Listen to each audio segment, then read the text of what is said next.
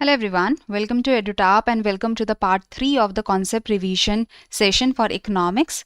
So today we will discuss 25 MCQs, the last 25 MCQs for your economics from the different chapters from the inflation and Phillips curve, from the last chapters of fiscal policy, monetary policy. Okay, so this is your third part for economics.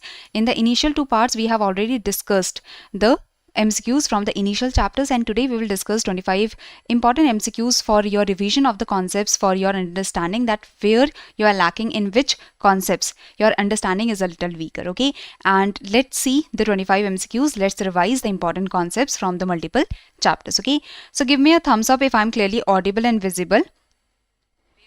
So this is your last session for economics, and from tomorrow onwards the management part will initiate, or from the next session the management part is going to initiate from Monday, I guess. Okay, so you will have the management sessions.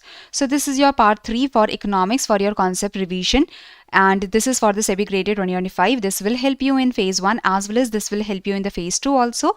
So let's get started with the questions, but before that, do subscribe to the YouTube channel of EduTap so that you continue getting the relevant videos, as well as join the Telegram channel of EduTap so that you can get the PDF of today's session. Okay, so the PDF of the session you will get in the Telegram channel of EduTap. The link for the Telegram channel is provided in the description box below. So let's get started with the first question. So the first question is in front of you. Consider the following statements about the demand pull inflation, and you have to tell that which of the above statements is or are correct. Okay, is or are correct. So try to answer this question. Let's see how many of you are able to answer this question. Read the statements carefully. So when aggregate demand increases in an economy operating below full employment. So if the aggregate demand is increasing and the economy is below the full employment, that means full employment has not been achieved. So with the increase in aggregate demand, there will be increase in prices. Okay, if the demand is increasing, prices will increase, but output will also increase. Output will also increase because the economy is operating below the full employment. So still the resources are left for increasing the output. Okay. Now this seems correct that when the aggregate demand increases, if the aggregate demand is increasing, the output and price both are going to increase. Once the economy reaches full employment, if there is full employment, that is all the resources have been employed, further increases in aggregate demand lead mainly to increase in price level. So if there is full employment, the output is at full employment level. And now if the aggregate demand is increasing, only the price level can increase because the output is already at full employment level. So here only the prices can increase. Okay, so output will not increase. So this also seems correct that only the prices will increase. Demand pull inflation can occur only when the aggregate supply is falling due to higher wages. What do you think? Now demand pull inflation is the inflation, the prices are rising. The prices are rising because of the increase in demand, demand.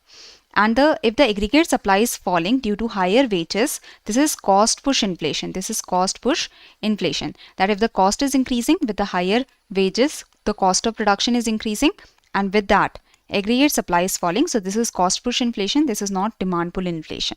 Demand pull inflation is because of increase in demand. Okay, so the third one is wrong, and that's why the correct answer here is, so I hope you are able to answer this correctly. Which of the above statements are correct? The first and second are the correct statements, and the third was wrong. Okay, the third was wrong. Now the demand pull inflation, basically if the demand is increasing, initially the output, the price increases, and with that the output is increasing. With the increase in demand, the prices increases. So this is demand pull inflation, and the output also increases.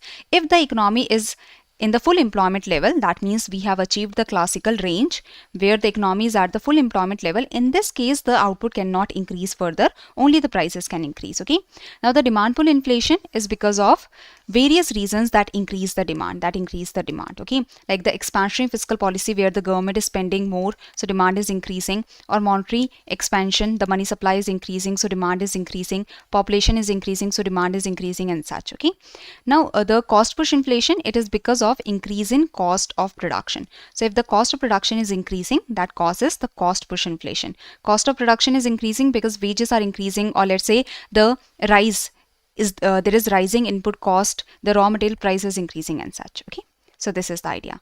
Now coming to the second question, that in the quantity theory of money, if the money supply doubles while the velocity and the volume of transaction remain constant. So as per Fisher as per Fisher, the quantity theory of money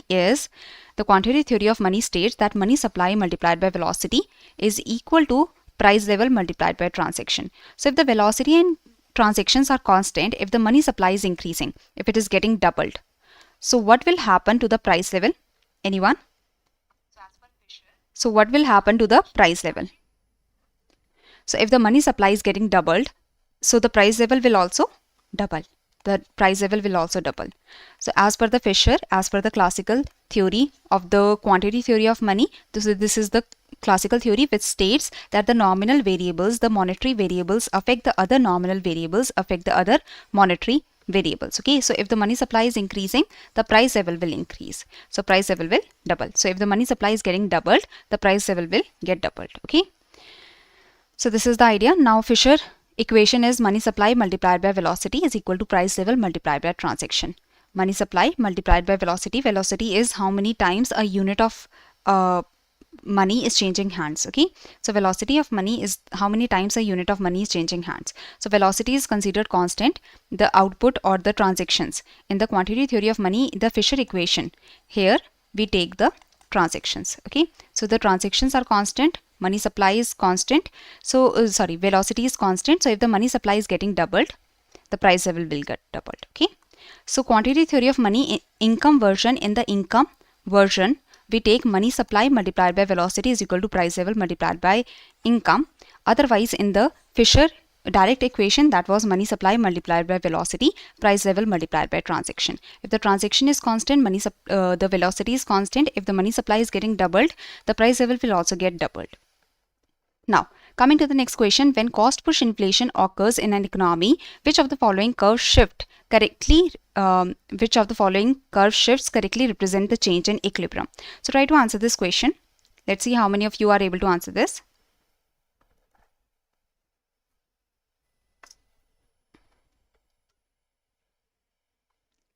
So basically, if the cost push inflation is happening, if there is the cost push inflation that is happening, that is occurring in an economy, which of the following curve shift correctly represent the change in equilibrium? Okay.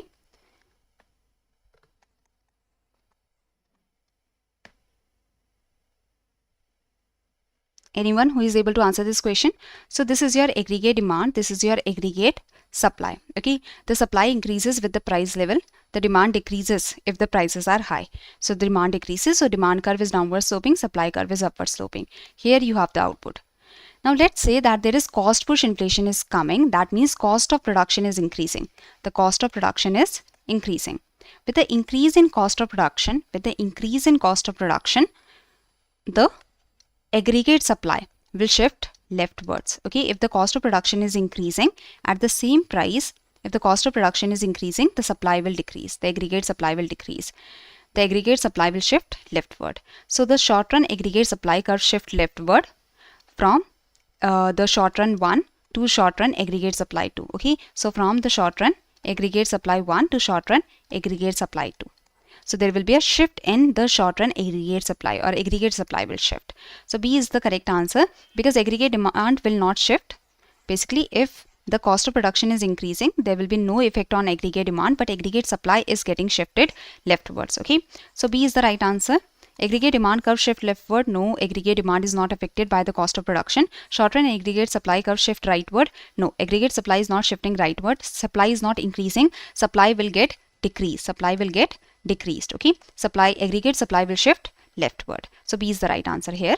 That here you can see that aggregate supply will shift leftward. If the cost of production is increasing, with the higher cost of production, if there is more cost of production, the aggregate supply curve will shift leftward, and there will be decrease in the supply. There will be decrease in the supply, decrease in the output. So coming to the next question, that during the 1970s and 1980s, many economies like the US experienced stagflation. In the case of stagflation, there is increasing inflation and rising unemployment. In this case, what is the effect on the Phillips curve?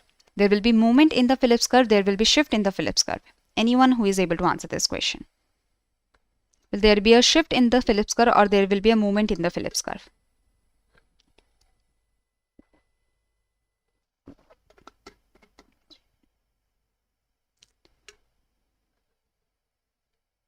Anyone? See, the Phillips curve The short run Phillips curve is downward sloping. Here we have the inflation, here we have the unemployment. Okay, so if the inflation is increasing, and with the increase in inflation, if there is also the rise in unemployment or the unemployment is higher, so the Phillips curve will shift rightwards. The Phillips curve will shift rightwards. So in the case of stagflation, when there is rising inflation and there is rising unemployment, so this causes the rightward shift in the Phillips curve. Rightward shift is coming in the Phillips curve. Okay, so the movement in Phillips curve basically shows that if the inflation rate is increasing, the unemployment rate will decrease. If the inflation rate is decreasing, the unemployment rate will increase. So this is movement that shows the inverse relationship between inflation rate and unemployment rate. If the inflation rate is increasing, unemployment rate is decreasing. There is trade-off between the two rates. If the inflation rate is increasing, unemployment is decreasing. But if the inflation is also increasing and the unemployment is also increasing, so this shows rightward shift in Phillips curve. This shows rightward shift in Phillips curve. So the stagflation leads to the rightward shift in Phillips curve when at the higher unemployment level, the inflation rate is increasing. So unemployment rate is high and the inflation rate is increasing. Or we can say that the inflation rate is also increasing and unemployment rate is also increasing. So there is rightward shift in Phillips curve. Okay. Now coming to the next question, try to answer this question. There is not movement, there is shift. Okay. Movement is when the inflation rate is increasing. The movement in Phillips curve is when the inflation rate is increasing and the unemployment rate is decreasing. But here rising inflation, rising unemployment, so that will cause the Phillips curve to shift rightward. So inflation rate is also increasing and unemployment rate is also increasing. Now coming to the next question, try to answer this question, that which of the following statements about the Phillips curve equation is correct? That you have to tell me. So Phillips curve equation shows that the inflation is affected by the expected inflation. If we expect that in the future the prices are going to increase, so right now we will demand more because we expect that in the future the prices are going to increase. So we demand more right now, and with more demand right now the prices start increasing. So the expected inflation leads to the inflation currently. The inflation, as per Phillips curve, the inflation inversely depends upon the unemployment level. So let's say the current unemployment in comparison to the natural rate of unemployment. So natural rate of unemployment is 5%, but current unemployment is 10%. So current unemployment, if it is very high, inflation will be lower. So Phillips curve shows us that if the unemployment is high, the inflation rate is lower. If the unemployment is decreasing, the inflation rate is increasing. So if the unemployment is decreasing, let's say from 10% to 6%, so if the unemployment rate is decreasing, the inflation rate will increase because there is a negative relationship between unemployment and inflation. Okay, the inflation also depends upon the adverse supply shock. If there is adverse supply shock, this is aggregate supply, this is aggregate demand. If there is adverse supply shock, supply is decreasing, so the price will increase, the prices will increase. Supply will decrease, prices will increase. Okay, so adverse supply shock also leads to inflation. So this is the inflation equation. Inflation depends upon expected inflation. So inflation depends positively on the expected inflation. If the expected inflation is increasing, inflation currently will increase. Very good, Naresh, very good. If the adverse supply shocks are there, then the inflation will increase, as well as there is negative relationship between inflation and the cyclical unemployment, that is the changing unemployment. If the unemployment rate is increasing, inflation will decrease. If the unemployment rate is decreasing, inflation will increase. So there is negative relation between cyclical unemployment and inflation. So B is the right answer here. Okay. Now coming to the next question, that which of the following statement correctly describes the rational expectation theory? So rational expectation theory, there is like 2-3 lines that you need to remember from the rational expectation theory. If you remember those 2-3 lines, you will be easily able to answer this question. So rational expectation theory basically states that the people form their expectations on the basis of all the available information, and because the people have all the available information, so they adjust their expectations pretty easily.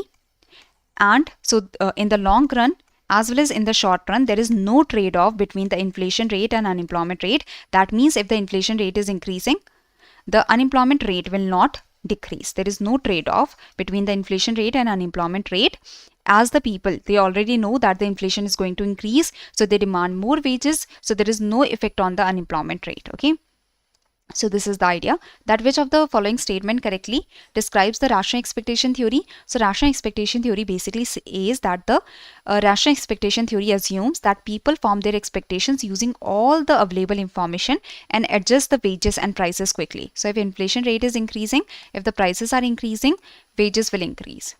The cost of production will increase. So if prices are increasing and the cost of production is increasing, so profit will remain stable. So unemployment rate will remain constant. Unemployment rate will remain constant. So if the prices are increasing, even if the prices are increasing, even if the inflation rate is increasing, even if the inflation rate is increasing, the prices are increasing, but the wages will increase, and the profits, because the prices are increasing and with that wages are also increasing, cost of production is also increasing. So profits will remain stable or profits will remain constant. So unemployment rate will remain constant. Okay, so basically your profit or the firm's profit depends upon price for their product minus cost of production. So if price is increasing for the product but cost of production is also increasing, so profits will remain constant, and so unemployment rate will remain constant. So it is assumed by the rational expectation theory that in the short run, in the long run, there is no trade-off between the inflation rate and unemployment rate. There is no trade-off, even in short run, even in long run. Never the inflation rate and unemployment rate, they never have any trade-off. If the inflation rate is decreasing, unemployment rate will not increase as per rational expectation theory. So rational expectation theory assumes that people form expectations using all the available information and adjust the wages and prices quickly, eliminating any trade-off between the inflation and unemployment in the short run or long run. So in the long run as well as short run, there is the unemployment rate that does not depend upon the price level. Okay, so this is the idea, that in the short run or long run, there is no trade-off. There is no trade-off between inflation rate or unemployment rate. So there is no downward sloping Phillips curve, as there is no trade-off between inflation rate and unemployment rate. Now coming to the Friedman's adaptive expectation theory, which of the following best explains the shift of the short run Phillips curve and the shape of the long run Phillips curve?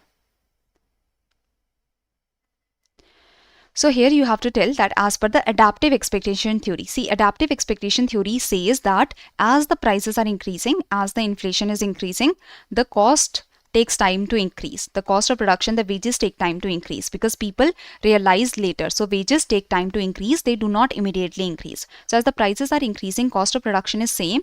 So profits increase. If the profits are increasing, so there is more production, there is more employment.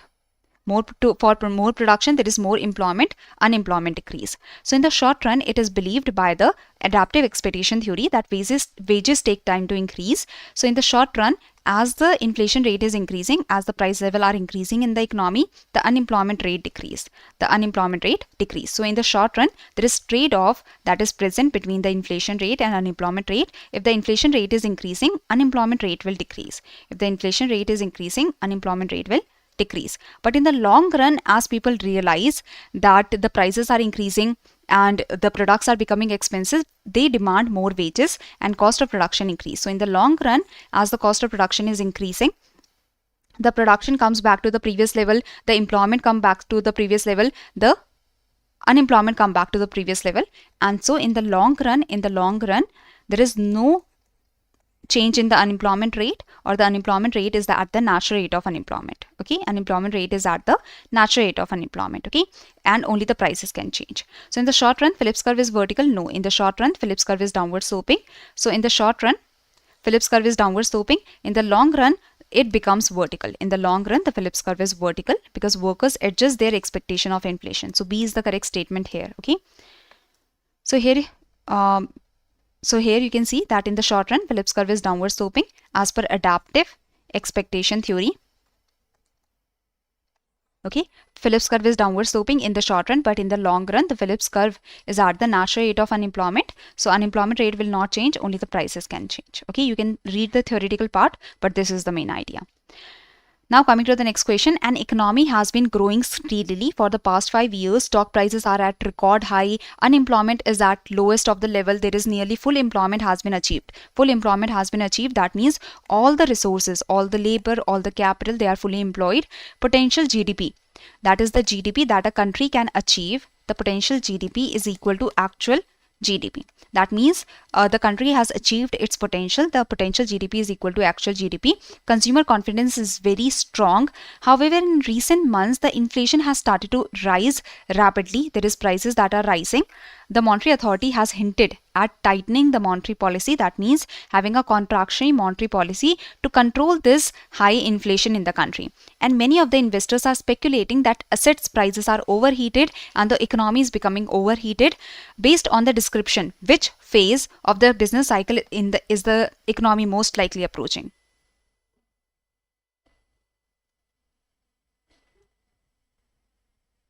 Vinay, we are expecting that at the end of this week or by the next week you will get the results, because this time the phase 2 of the RBI grade B is at a grade like is having more days, so maybe that's why the result is getting delayed a little. Okay,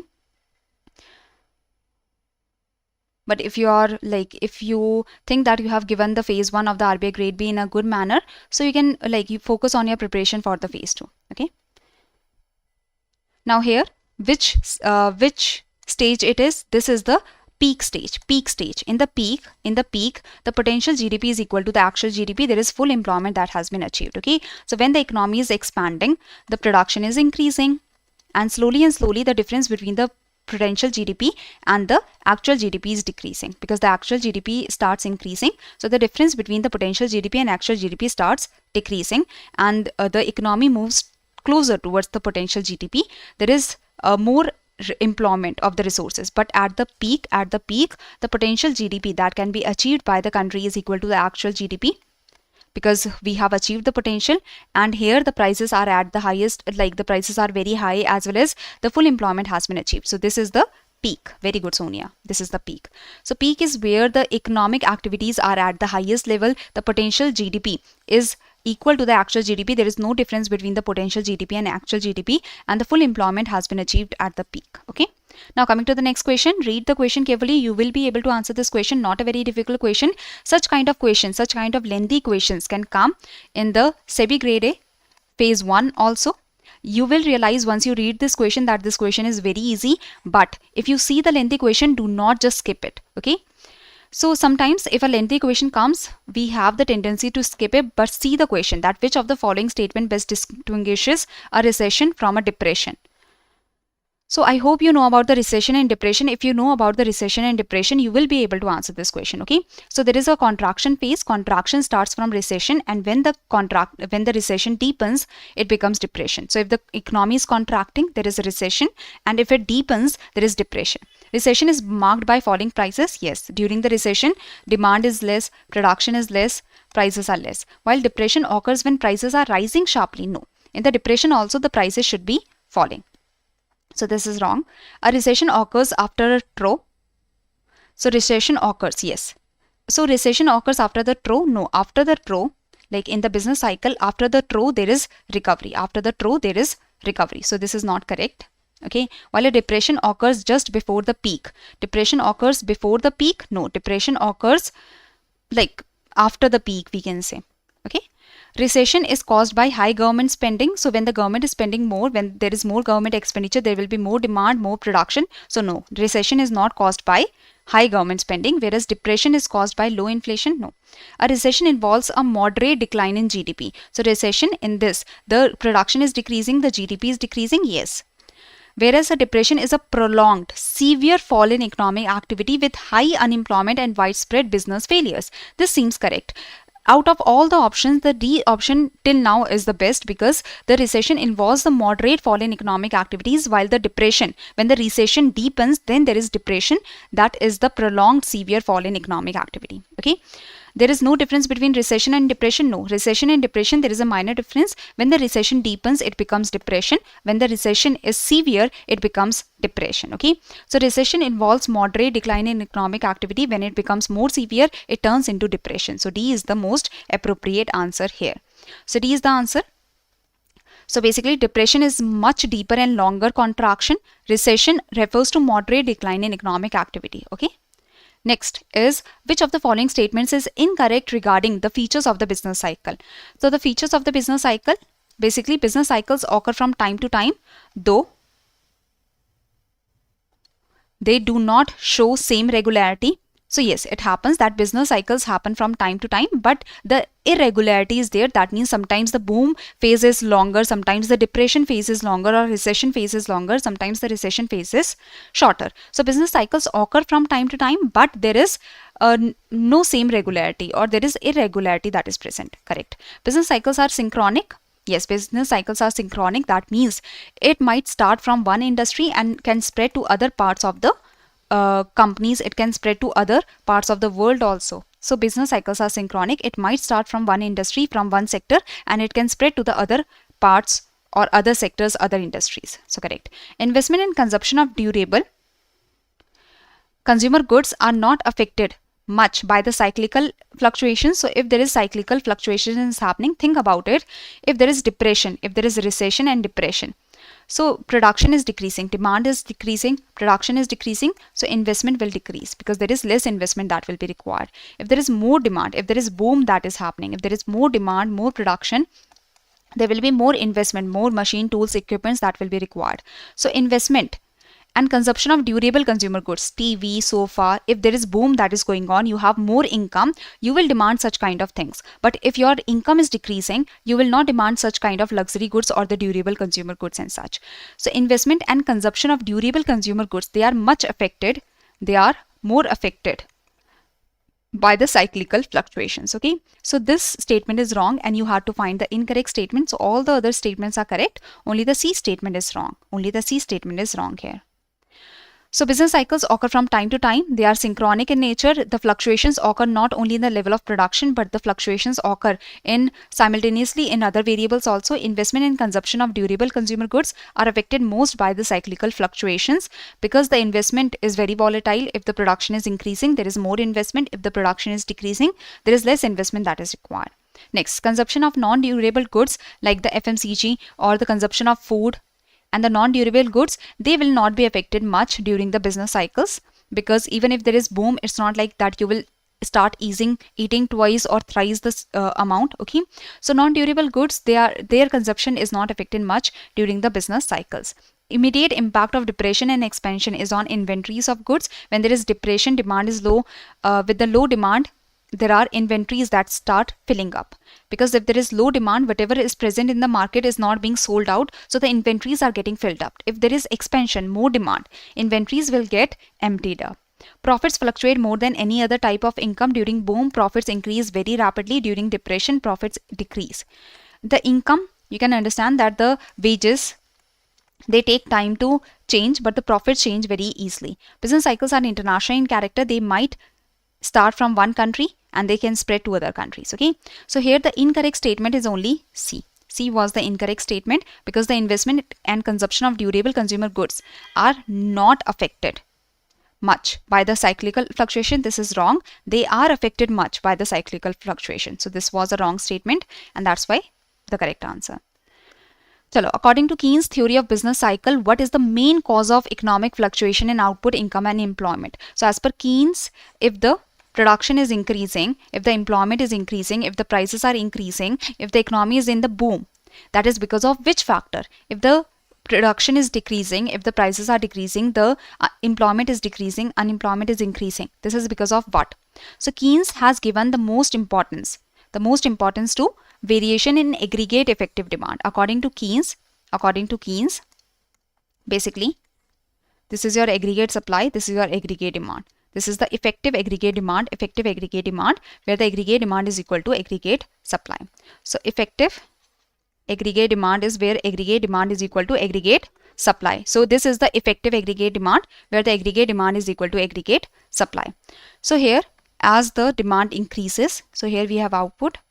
As the aggregate demand increases, so there will be more output, more production. So for more output, there will be more production. With more output, more production, there will be more income that will be generated. Okay, so the effective aggregate demand, variation in effective aggregate demand causes the business cycle. They are the main cause of the business cycle. So B is the right answer here. Okay,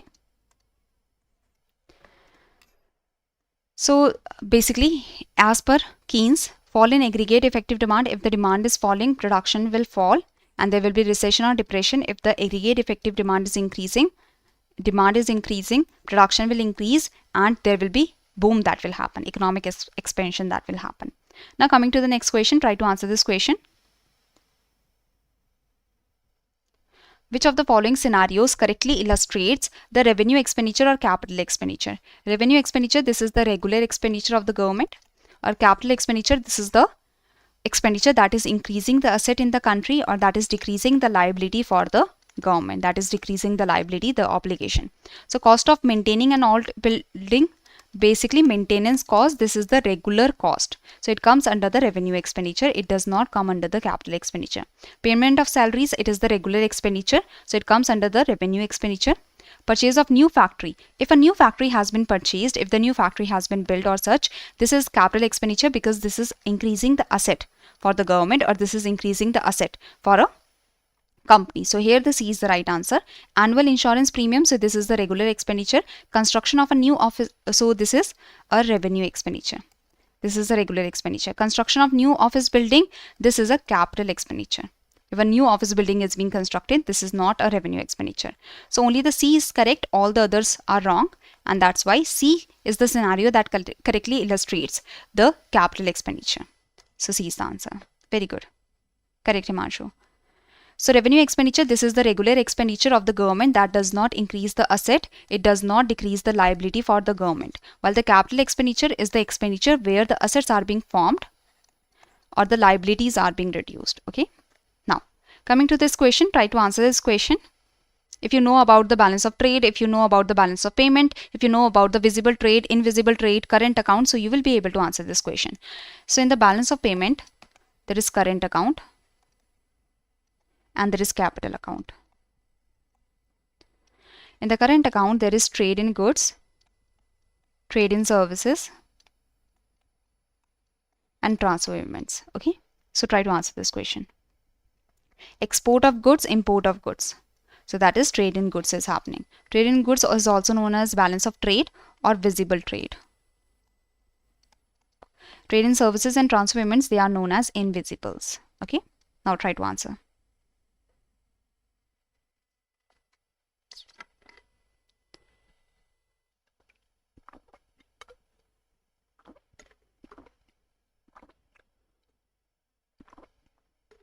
Very good, Himanshu. Absolutely correct. So basically, see, balance of trade, that is, balance of trade is the trade in goods. Okay, is the trade in goods. So balance of trade is your export receipts minus import payments. So export, for the export, we are receiving 180, while the import, for import, we are paying 230. So balance of trade is in deficit because we are receiving less than what we are paying. So there is deficit in the balance of trade of $50 billion. There is no surplus. Net unilateral transfers are negative. So transfer payments are also known as unilateral transfers. So the unilateral transfers, net remittances that we are receiving, net amount is positive. So it is positive, not negative. Current account will necessarily be in surplus. You can see that the balance of trade is in deficit of $50 billion, while the net remittances are in surplus of $35 billion. So there is no surplus that we are seeing here. There is actually the deficit. So current account, because the trade in goods is in higher deficit than the surplus in transfer payments. Okay, we don't know about the trade in services. We will assume that the trade in services is 0. If the trade in services is not given in the data, it is assumed 0. So you can see that the current account, for the current account, there is deficit that is higher. Okay, merchandise trade. Merchandise trade means trade in goods. Trade in goods, that is balance of trade is in deficit of $50 billion. So here D is the right statement. Okay, current account includes trade in goods, trade in services, and transfer payment. Loans are not included in current account. It is included, loans, borrowing, it is included in capital account. Okay, so D is the right statement here.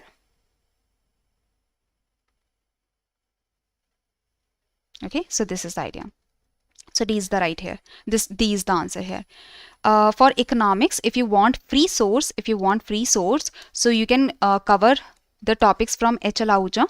Your macroeconomics topics can be covered through the H.L. Ahuja. For microeconomics also, for microeconomics also, you can either follow H.L. Ahuja or you can follow Anna Kourtsianis. Okay. So this is the idea. These are the free sources, free books that are available. HL Ahuja for macroeconomics, HL Ahuja for microeconomics, or for microeconomics you can also follow Anna Kourtsianis. Anna Kourtsianis is considered better for the microeconomics. Okay. Now just focus on the topics that are given in the syllabus, because the books will be bulky, but you just have to cover 3-4 chapters from the books, so that you have to focus. Okay. Chalo. Now going to the next question. If the Indian rupee depreciate, if the rupee is depreciating, if the value of rupee is decreasing, if the value of rupee is decreasing, what will be the most likely effect on the exporters, importers? So if you know that if the depreciation happens, if the value of rupee is decreasing, which will benefit and who will lose? Who will benefit and who will lose? So during the depreciation, whenever the rupee depreciates, the exporters benefit and the importers, they lose. So this you have to keep in mind, because let's say the value of rupee is decreasing, the rupee is depreciating against dollars. That means the value of rupee is decreasing against dollars, the rupee is becoming weaker against dollars. That means rupee value has decreased, so we can import less with the rupees. With the same rupees we can import less because value of rupees has decreased, so the importers will suffer, while the exporters, because the value of rupees has decreased, the rupee is cheaper now. The rupee is cheaper now for the other countries, because the value of rupee has decreased. The rupee is cheaper now for the other countries. So that means the Indian products are cheaper for the other countries, because our rupee is cheaper for the other countries. That means the Indian products are cheaper for the other countries. So the other countries will demand more of our product. They will demand more of our product. So exporters will benefit. So exporters of IT services, or the exporters, basically they can gain, while the importers, they can face higher cost because the rupee has become weaker. So for the import, we will have to give more rupees to get $1. To get, let's say, 1 liter of oil, for 1 liter of oil, before we were giving $1 at 70 rupees. Now the rupee has depreciated. Rupee is $1 equal to 80 rupees. So we will have to give 80 rupees to get this 1 liter of oil. So we will have to give more. So there it will be higher cost. Okay. So these the right answer here. So whenever there is depreciation of rupee, the importers, they lose, because we will have to give more rupees. As the value of rupee is decreasing, we will have to give more rupees to get $1 or to get the product that we want from other countries. So before $1 was equal to 70 rupees. Now let's say rupee has depreciated, rupee value is decreasing. So we will have to give 80 rupees to get $1. So the foreign products have become expensive. The crude oil that we are importing by giving the dollars, that has also become expensive for us. We will have to give 80 rupees to get $1 to get, let's say, 1 liter of oil. Before we were only giving 70 rupees. So for importers, the oil has become expensive for India. Okay. While the exporters, they benefit because the rupee is cheaper for the other countries. That means Indian products are cheaper for the other countries. So the other countries, they will demand more of our product. They will demand more Indian product. So the exporters will benefit. This is the idea. So appreciation of rupee, it discourages the exports, encourages the imports, while the depreciation of rupee, when the rupee is depreciating, when the rupee is losing its value, the exports are encouraged from our country while the imports are discouraged. This is the idea. Now coming to the next question, global crude oil prices. So this is a application based question. This is a generic question that is using various of your concepts. If your concepts are clear, then you will be able to answer this question. If you have the basic clarity, you will be able to answer this question. Easy. Not a very difficult one. So global crude oil prices have fallen sharply from 100 per barrel to $65 per barrel. So you can understand that the oil is becoming cheaper. This will create this, which of the following is not the likely effect on the Indian economy? So which of the following is not the likely effect? India's import bill and current account deficit are likely to decrease. Yes, because oil has become cheaper. So that means the import bill for us will be lesser for the oil. Now in the current account, we have trade in goods. In the trade in goods, we are importing the oil. Due to the import of oil, we have to pay a lot of dollars. Because of the lesser prices of oil, we can import the oil at cheaper rate. So the current account deficit can decrease. Because we have to pay less for the oil now. Before we were paying $100 per barrel. Now we have to pay $65 per barrel. Okay. Correct. Inflationary pressures in the economy tend to ease. Yes, oil has become cheaper. The Indian rupee is likely to appreciate due to lower demand for foreign exchange. This is possible. This is actually possible, because what is happening that if we have to pay less, then the demand of dollars is less. Okay, before we were demanding $100 for 1 barrel of oil. Now we will only demand $65 in the international market for 1 barrel of oil. So if the demand of dollars is decreasing in our country, if we have less demand for dollars, there will be less price of dollars, or there is less value for dollars. If we have less demand for dollars, there is less value of dollars against the rupees. Okay, so value of dollars will decrease against the rupees, or the value of rupees is increasing. So this is possible actually. If you have studied the foreign exchange market, this is easy to understand. If you have not, then go through the foreign exchange market, where you will understand that if the demand for dollars is decreasing in India, that means the value of dollars is decreasing in India. If the value of dollars is decreasing against rupees, that means rupee value is increasing against dollars. Okay, so this is possible actually. Government's fuel subsidy burden is likely to decline because oil has already become cheaper. So this is correct. Fiscal deficit is likely to widen due to reduced oil prices. No, if the oil prices are reducing, the government subsidy will reduce. The government will have to spend less. If the government is spending less, the deficit of the government will reduce. So this is wrong. E is the wrong statement. Okay, so deficit is basically the fiscal deficit. I hope you know the formula of fiscal deficit. That is total expenditure minus total receipts excluding borrowing. So if the government is spending less on the subsidy, total expenditure is decreasing. That means fiscal deficit is decreasing. Okay, so E is the right answer here. Chalo. Now, what kind of policy involving raising taxes, in which policy there is increase in taxes and decrease in government expenditure to control the inflation? What kind of policy is it? Is it the monetary policy or fiscal policy? Is it the expansionary fiscal policy, contractionary fiscal policy, expansionary monetary policy, or contractionary monetary policy? A very easy question. Increase in taxes or decrease in government expenditure? Government is decreasing its expenditure or increasing taxes to control the inflation. This is which policy? This is contractionary fiscal policy. Fiscal policy, because this is the policy of the government. Very good. This is the policy of the government, where the government is changing the tax or expenditure. And contractionary government policy, because the government is contracting its expenditure. With the decrease in government expenditure, the demand will decrease in the country. With the decreasing demand, the production will the prices will decrease. If the demand is decreasing, the prices will be controlled. The prices will be stabilized. Okay.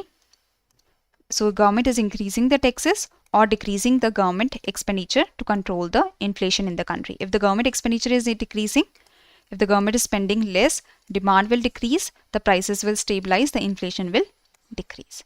So contractionary fiscal policy. Now, which of the following is not a component of non-tax revenue receipt in the Union Budget of India?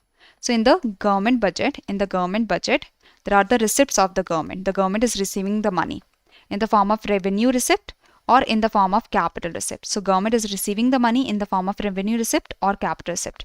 Revenue receipt is basically tax revenue receipt. Government is receiving the tax, through that the government is receiving the money, or the non-tax revenue receipt. This is the regular receipt of the government in the form of non-tax. So dividend, profit from public sector undertakings. So this is the regular receipt of the government. This is non-tax revenue receipt. So dividend, profit, it comes under non-tax revenue receipt. Interest receipts, this also the government receives on the regular basis. The loan that the central government has given to the state government. So if the central government has given loan to the state government, central government is giving interest to the state government, is giving interest to the central government on regular basis. So central government is receiving interest on the regular basis. Fees, fines, charges, penalties, this is also received by government on regular basis. This is also non-tax revenue receipt. Grants received by the government from foreign countries or foreign organization. So grants also come under non-tax revenue receipt. Okay. Borrowings is not under the revenue receipt, it is under the capital receipt. Borrowings are under the capital receipt. So E is not a component of non-tax revenue receipt. Okay. So there are the revenue receipts, That includes tax revenue receipts, where the government is receiving the tax, income tax, corporate profit tax, goods and services tax, excise duty, custom duty, all of that comes under the tax revenue receipt. Non-tax revenue receipt, non-tax basically includes fees, fines, penalties, dividend, interest receipts that the government is receiving, grants that the government is receiving. Capital receipts include the borrowings, okay, that is increasing the liability for the government because the government has to return the money. If the government is borrowing the money, government is receiving the money by borrowing the money, so government has to return the money. So this is increasing liability. Or there is decrease in asset, okay, the government is selling its assets, decreasing the assets to receive the money. So that is capital receipt. Now coming to the next question, easy question, try to answer this question. So a monetary authority would likely implement a contractionary monetary policy where the monetary authority is decreasing the money supply, increasing the interest rate, increasing the repo rate. The monetary authority is increasing the repo rate to increase the interest rate. At higher interest rate, less loans will be taken. There will be less loans, so less demand, less money supply in the economy. Less loans, less money in the economy, so less demand in the economy. So this is in response to which of the following economic condition? An easy question, try to answer this.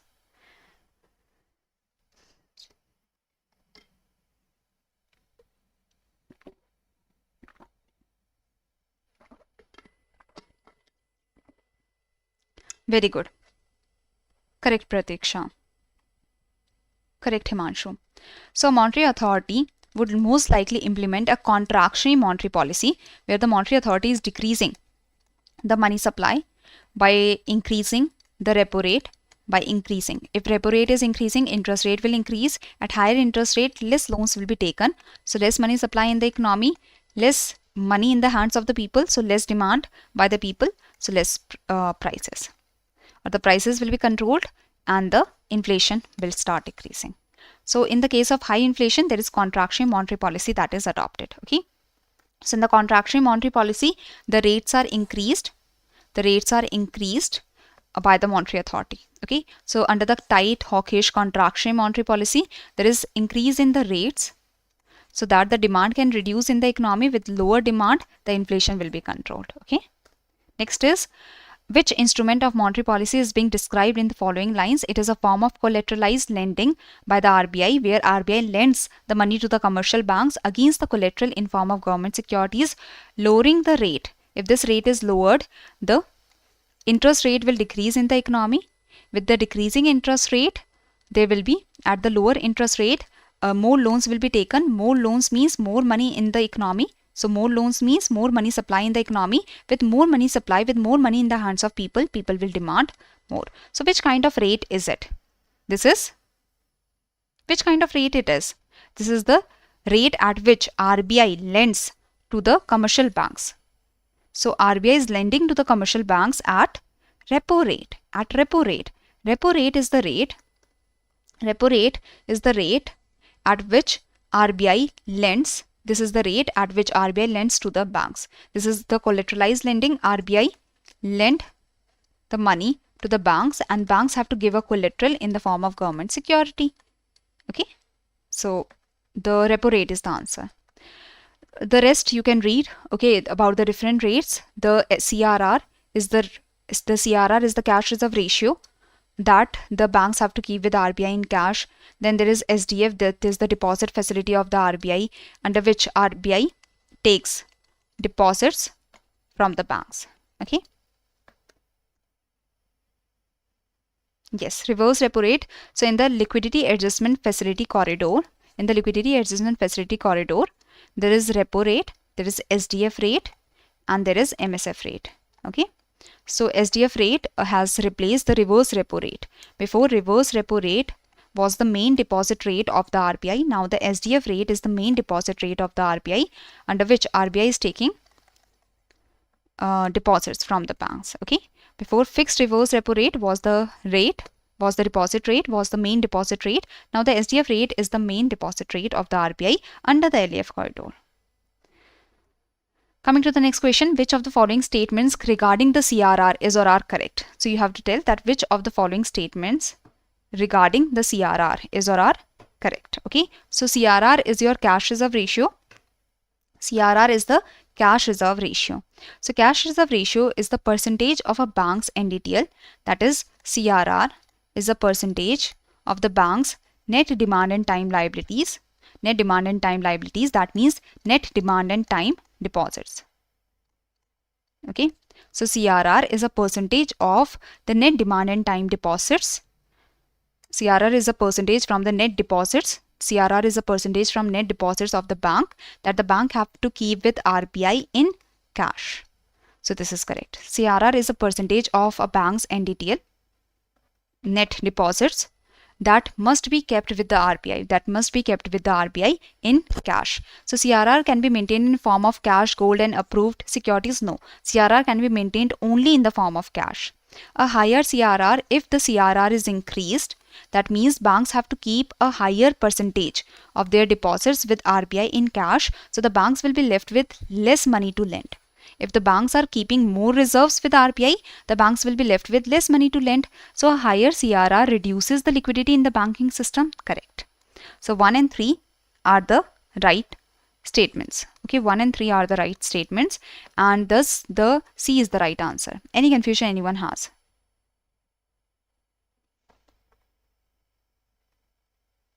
Any confusion anyone?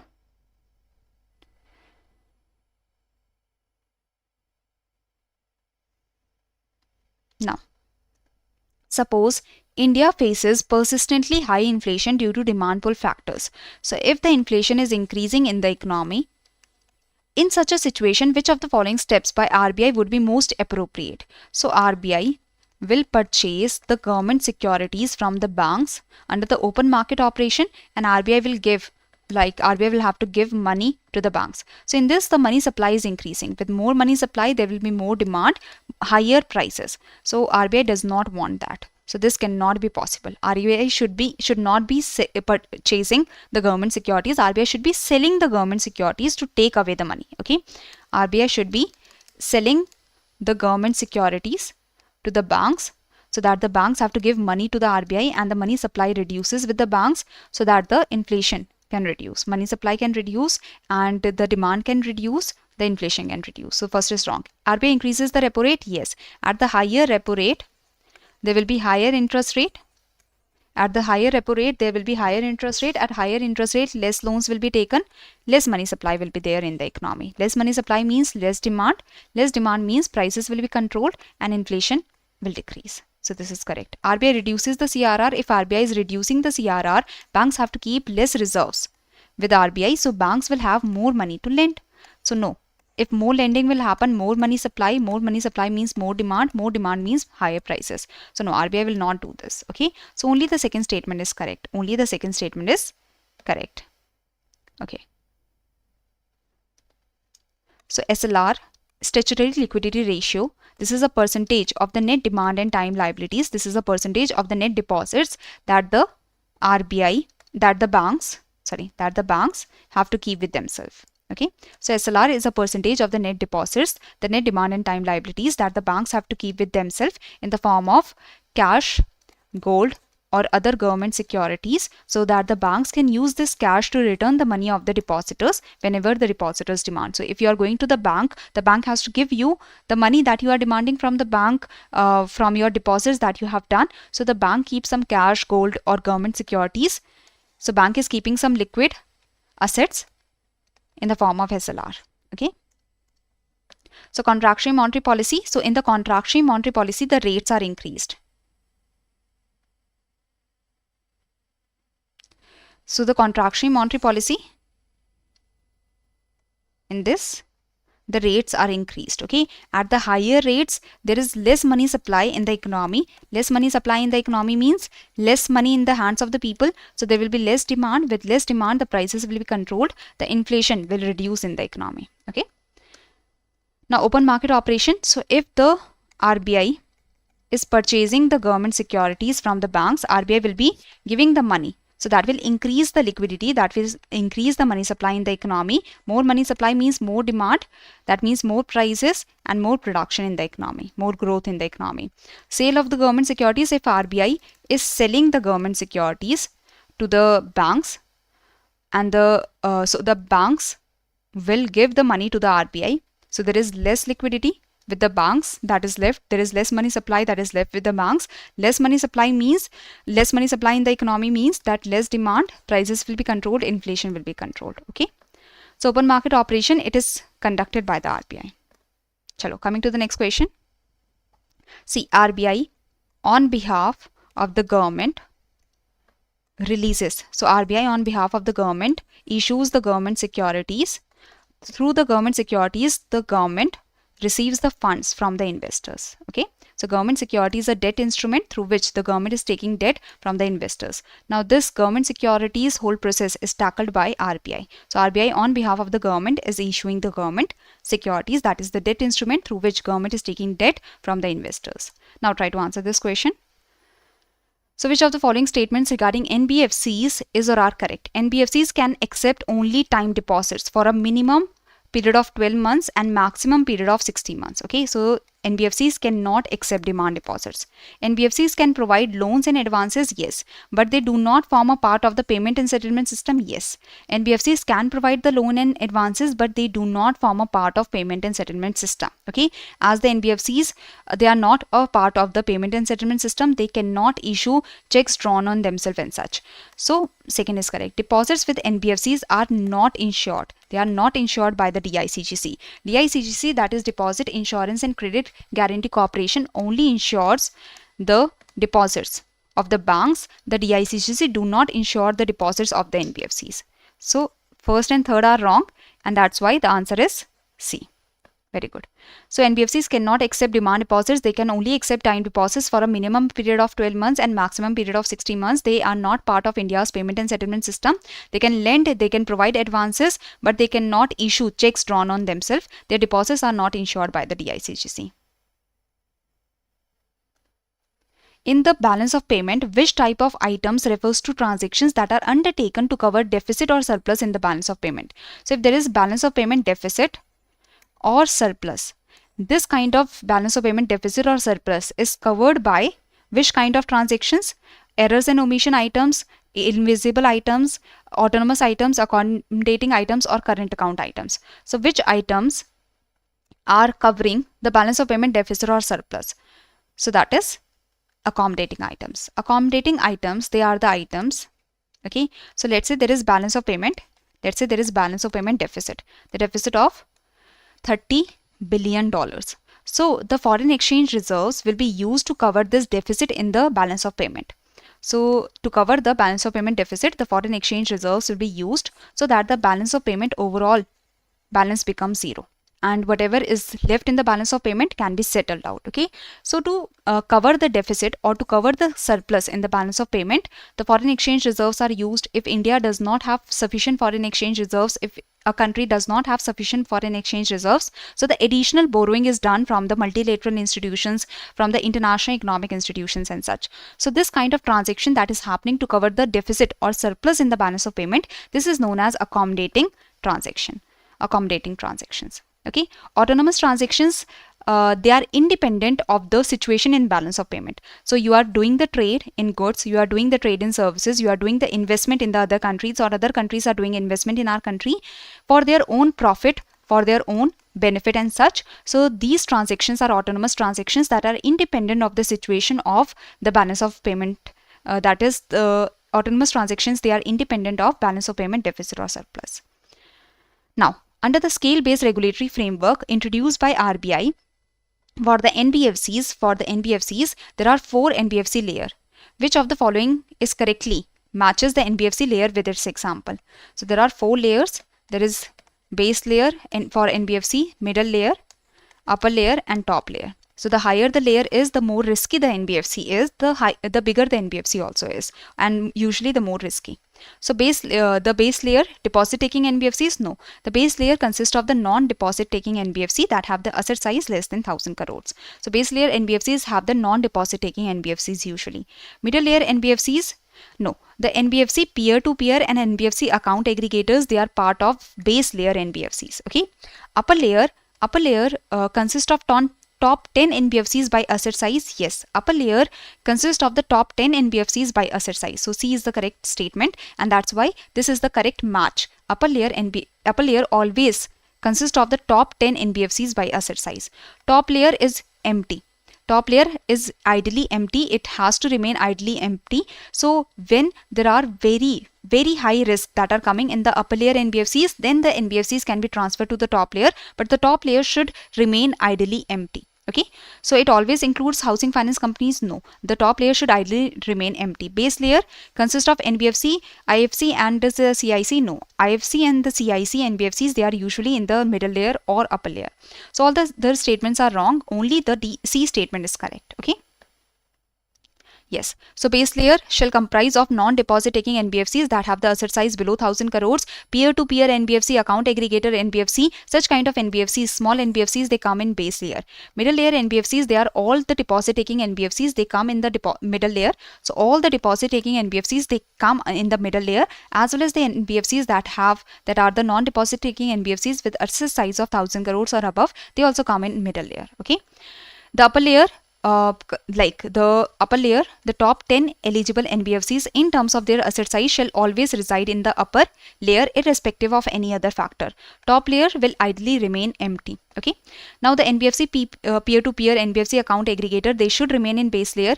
NBFC, IFC and the infrastructure finance company, NBFC, CIC, the core investment companies, they are included in the middle layer or upper layer, or they can go to top layer if there is risk that is arising. Okay, but the NBFC, IFC and the housing finance company, the core investment company, they will be included in the middle layer or upper layer. Now coming to the last question for today, try to answer this. A country's fiscal deficit is given, a non-debt creating capital reserves are given, and the interest liabilities are given. So what is the gross primary deficit? If you know the formula of the gross primary deficit, a very easy question is in front of you, but do not get confused with the given information. Just focus on the formula of the primary deficit, and with the formula of the primary deficit, with the basic concept of the primary deficit, you will be able to answer this. So what is the formula of the primary deficit? The primary deficit is equal to fiscal deficit minus interest payments. So primary deficit is equal to fiscal deficit minus interest payments. So fiscal deficit is given at 50,000 crores. Interest payments, interest liabilities are given at 1500 crores. So primary deficit is how much? Primary deficit is how much? 50,000 crores minus 1,500 crores. So that is 48,500 crores. So B is the right answer. Okay. B is the right answer.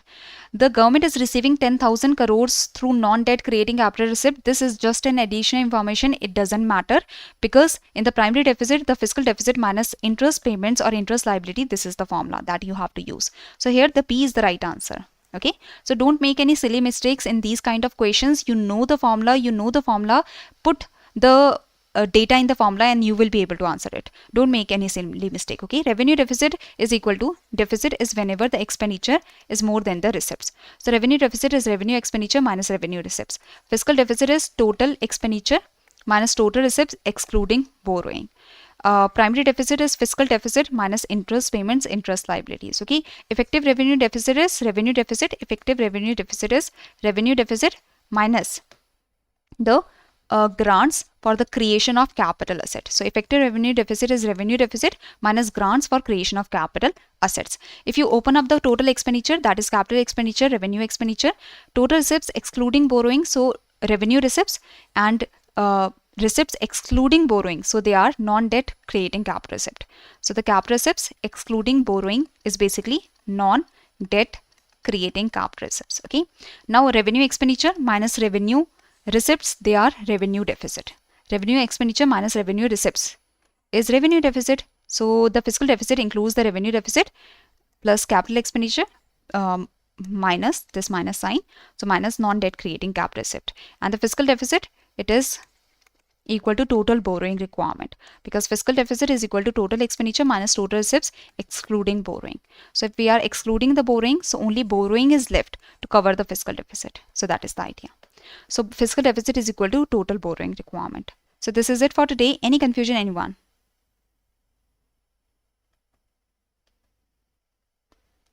Any confusion?